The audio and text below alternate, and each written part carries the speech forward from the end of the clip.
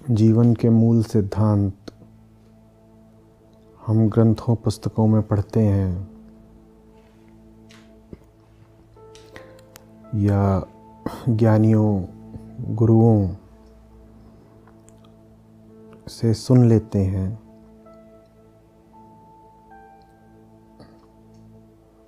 वो हमारे लिए बाहरी चीज़ें हैं।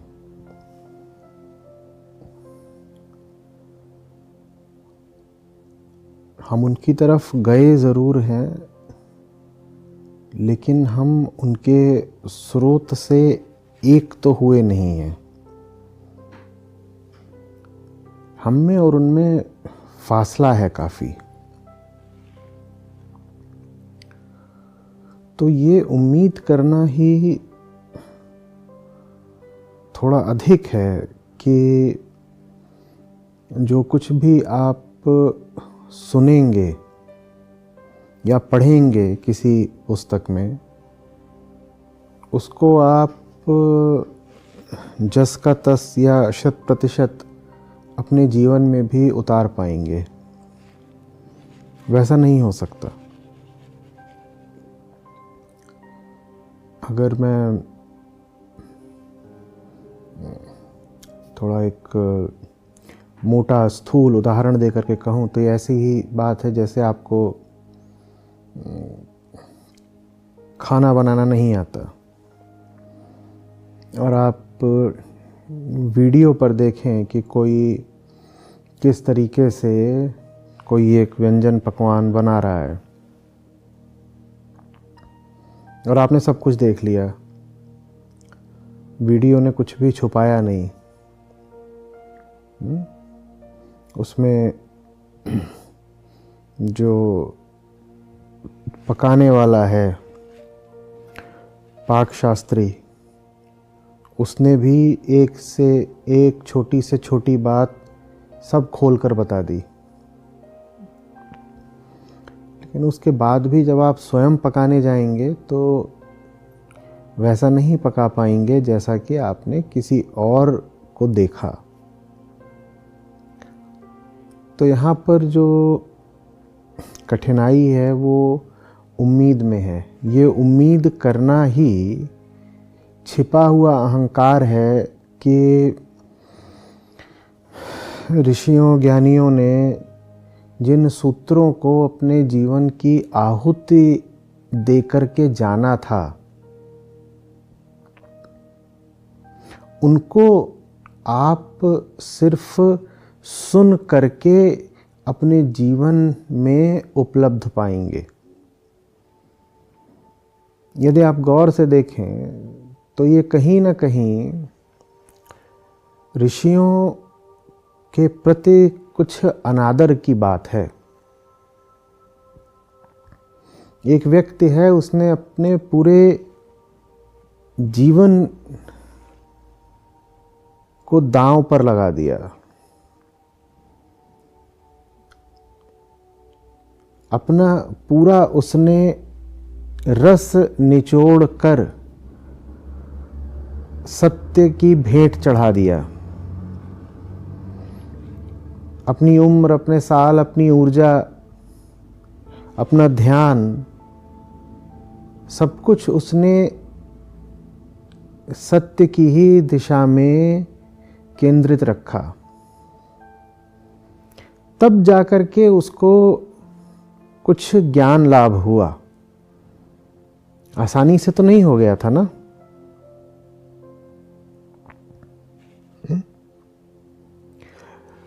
पर उसको जो मिला है वो बहुत संक्षेप में लिखा जा सकता है, तो वो लिख देते हैं। कभी कह देंगे हम ब्रह्मास्मि, कभी बता देंगे मोह मत करो, कभी बता देंगे कि मुक्ति ही जीवन का उद्देश्य है। अब ये छोटी छोटी बातें हैं, अति संक्षिप्त वाक्य हैं। इनको जब हम पढ़ते हैं तो हमें ऐसा लगता ही नहीं कि जैसे इनके पीछे कठोर श्रम, भारी साधना छुपी हुई है, कैसे लगेगा? जरा सी बात है, तत्त्वमसि कह दिया किसी ने। हमें भनक भी नहीं लगने पाती कि उन दो शब्दों के पीछे किसी की जिंदगी की पूरी ऊर्जा छुपी हुई है।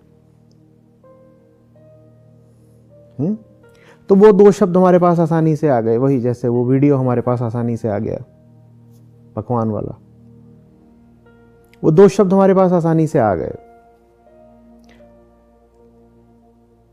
और हम मानना भी नहीं चाहते कि इन शब्दों के पीछे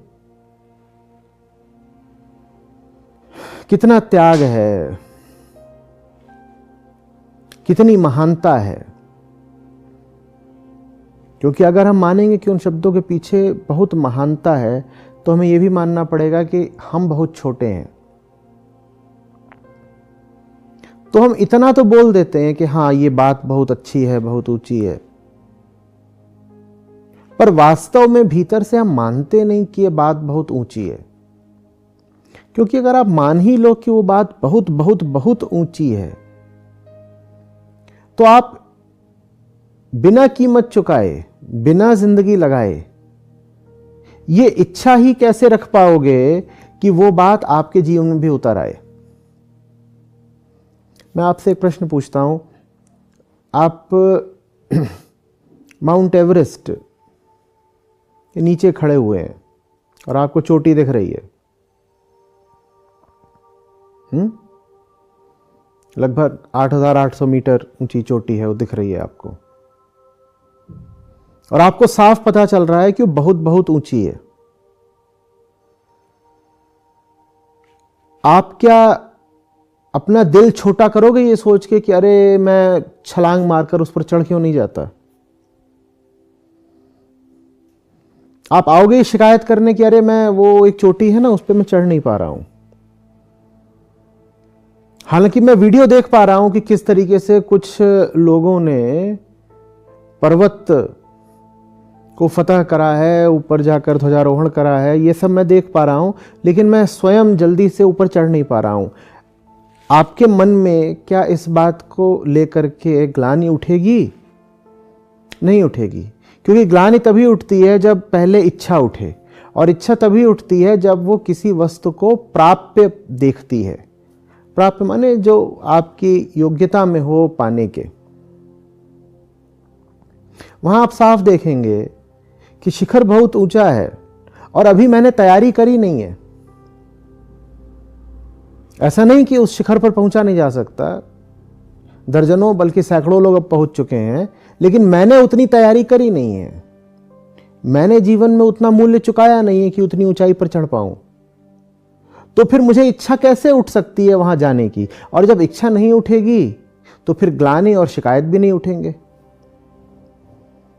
शिकायत का भाव तो तभी उठता है जब कोई चीज आपको अपनी पहुंच के भीतर की लगे, और वो चीज आपको अपने पहुंच के भीतर की इसीलिए लगती है क्योंकि आप उस चीज की ऊंचाई माने उसका मूल्य अभी जानते ही नहीं। आपने उसको सस्ता समझ लिया है, आपने उसको कुछ छोटा सा समझ लिया है। आपको लगता है घर की छत जैसा तो है, अभी सीढ़ी चढ़ूंगा पहुंच जाऊंगा। मैं हिमालय के जिस शिखर की बात कर रहा हूं वो तत्त्वमसि है, वो अहम ब्रह्मास्मि है, वो प्रज्ञानम ब्रह्म है। शिखर स्थूल होता है, मिट्टी पत्थर का होता है, बर्फ का होता है, आंखों को दिखाई देता है, तो वहां तो फिर भी संभव है कि हम में कुछ विनम्रता बनी रहे, क्योंकि प्रमाण सामने है कि ऊंचाई बहुत ज्यादा है। तो वहां फिर भी हमें थोड़ी विनम्रता आ जाती है और हम नहीं कहते कि अरे मैं वहां चढ़ क्यों नहीं पाया। हम जानते हैं हम नहीं चढ़ सकते, तो हम कैसे कह देंगे चढ़ क्यों नहीं पाया। लेकिन हिमालय की वही ऊंचाई जब ऋषियों के वचनों, आर्ष वचनों के रूप में हमारे सामने आती है, ज्ञानियों की सीख के रूप में हमारे सामने आती है, तो मैं कह रहा हूं हमें अंदेशा भी नहीं होता, हमें भनक भी नहीं पड़ती कि उस बात में हिमालय जितनी, एवरेस्ट जितनी ऊंचाई है, कि इतनी आसानी से आप उस बात को अपनी मुट्ठी में नहीं पकड़ लोगे। मैं नहीं कह रहा हूं कि असंभव है, संभव है, पर जोर लगाना पड़ेगा, त्याग करना पड़ेगा, साधना करनी पड़ेगी, विवेक दर्शाना पड़ेगा, फिर वो आपके लिए भी प्राप्य हो जाएगा। देखिए, हम मानना नहीं चाहते हैं कि हम बिल्कुल किसी निचले तल पर खड़े रहते हैं। हम मानना ही नहीं चाहते हैं कि ऋषियों ने जिस स्तर पर अपना जीवन बिताया और ज्ञान प्राप्त किया, हम वैसा जीवन जी ही नहीं रहे हैं। हम ज्ञान को बातें समझ लेते हैं। हम कहते हैं बातें ही तो हैं।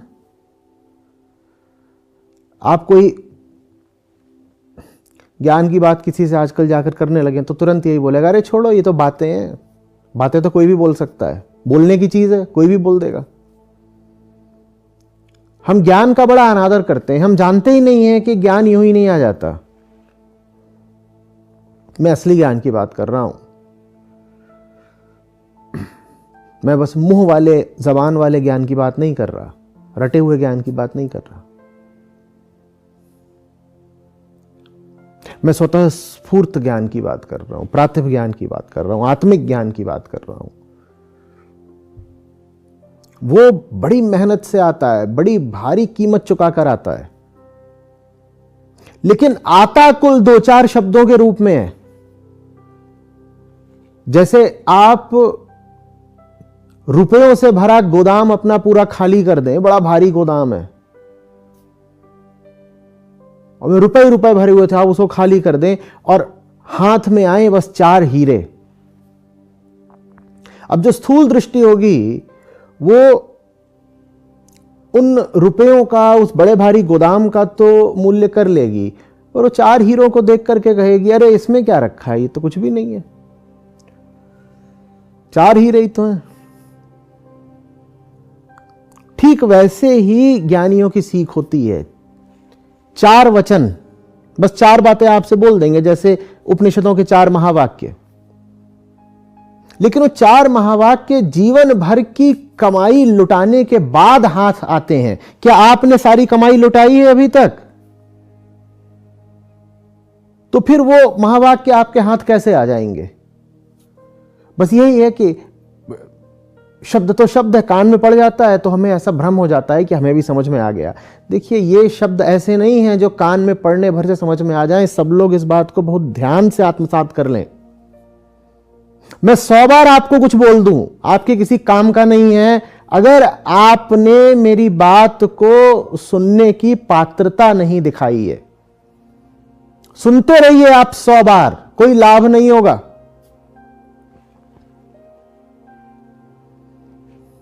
कुछ नहीं लाभ होने वाला, सुनते रहिए। शब्द आपके कानों में पड़ेंगे, जीवन में नहीं उतरेंगे, क्योंकि बोलने वाले के शब्द पता नहीं कहां से आ रहे हैं।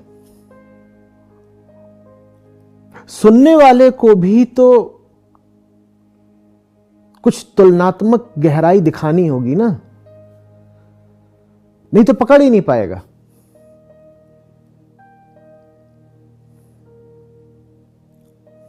जैसे बारिश होती रहे और पात्र का मुंह बंद है, क्या इकट्ठा होगा उसमें?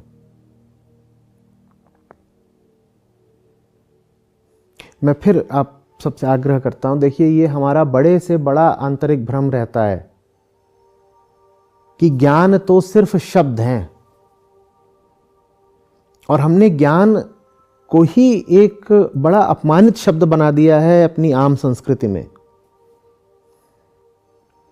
जो बतौले होते हैं, वाचाल, हम उनको ज्ञानी बोलने लग जाते हैं। किसी को बहुत ज्यादा बोलने की आदत हो तो हम उसको बोलते हैं ज्यादा ज्ञान न झाड़। कहते हैं कि नहीं, ज्यादा ज्ञान मत झाड़ो। हमें ज्ञान शब्द का अर्थ ही नहीं पता, हम ज्ञान जानते ही नहीं क्या है।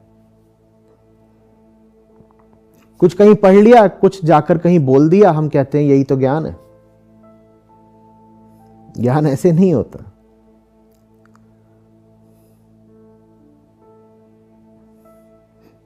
अहंकार जब टूट टूट के बिखर रहा होता है, उससे जो आह उठती है वो ज्ञान का शब्द है।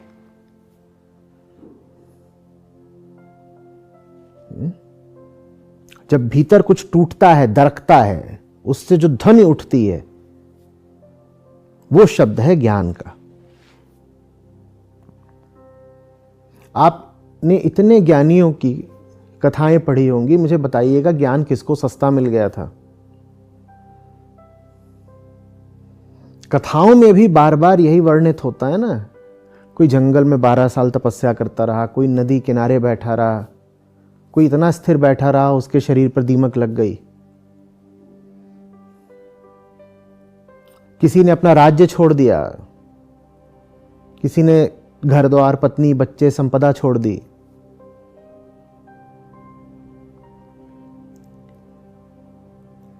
हमने क्या छोड़ा है भाई? हमें कैसे समझ में आ जाएंगी वो बातें? सिर्फ इसलिए कि उन ज्ञानियों में इतनी करुणा थी कि वो अपनी बातें हमारे लिए लिखित में छोड़ गए। वो बातें हमारी अपनी हो जाएंगी, नहीं हमारी अपनी नहीं हो पाएंगी। उन्होंने हमें प्रेम का उपहार दे दिया है, हम उस उपहार को स्वीकार करने लायक ना बन पाएंगे। कबीर साहब को ज्ञान चाहिए था, वो मुंह अंधेरे भोर से पहले जाकर घाट पर सीढ़ियों पर लेट गए। छोटी सी बात है।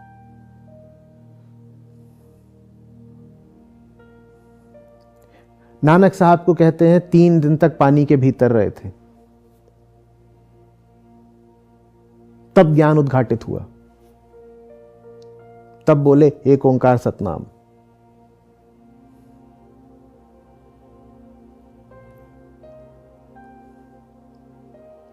ये सब जो कहानियां हैं, मिथक हैं, ये इशारा कर रहे हैं किसी और। ये कह रहे हैं अगर तुम अपनी साधारण आम जिंदगी जी रहे हो तो थोड़ा ही ज्ञान मिल जाएगा, कुछ विशेष करके दिखाओ ना, कुछ मूल्य तो चुकाओ ना।